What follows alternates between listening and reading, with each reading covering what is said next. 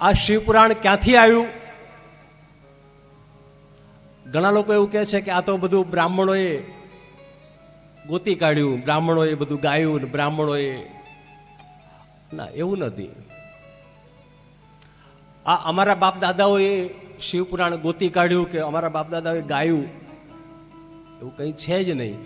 આ શિવપુરાણના આદિવક્તા સર્વ પહેલા જો કોઈ આ કથા કહી હોય તો કોણે કહી? આપ જાણતા હશો કોણે પેલા કથા કહી? આ કથાના આદિવક્તા ભગવાન શિવ સ્વયં છે, જેને ભગવાન ગૌરીને માં ભવાનીને આ કથા કહી હતી.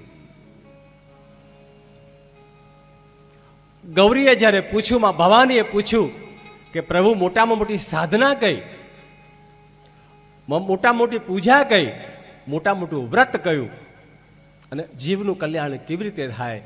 ત્યારે આ ચારે પ્રશ્ન ઉત્તર માટે થઈ અને ભગવાન શિવજીએ ભવાનીને કૈલાસ શિખર પર બેસાડી અને આદિવક્તા ભગવાન શિવજીએ ભવાનીને આ શિવ કથાનું રસપાન કરાયું.